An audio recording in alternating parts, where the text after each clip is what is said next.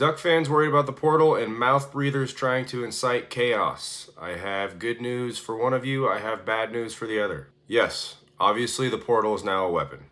3 of the 4 teams left in the college football playoffs had top 5 portal classes last year. Even Indiana pulled a Heisman Trophy winner with the 15th ranked portal class. Although Cignetti's strategy definitely differs from the norm. Anyways, let's talk Ducks transfers so far. 12 Ducks have hit the transfer portal so far. In 2025, we ran about 25,000 snaps, and of those 25,000 snaps, the transfers in the portal thus far accounted for just over 1,300 of them.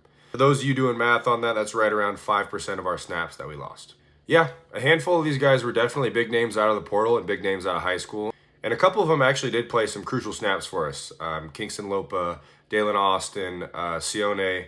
Those guys all were pieces that I would have loved to have stay in Eugene. But again, those are rotational guys. This is not a mass exodus of starters.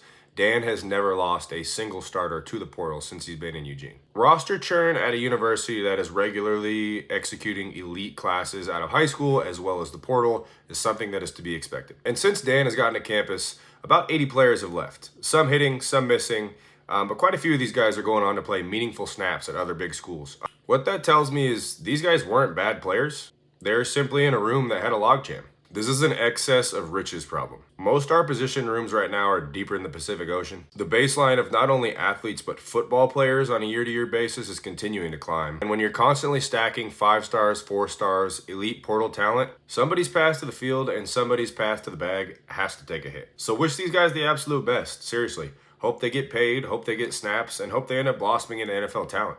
The sky is definitely not falling in Eugene. The talent floor is simply rising. And that quite simply is the trade-off for being a national contender during the portal era.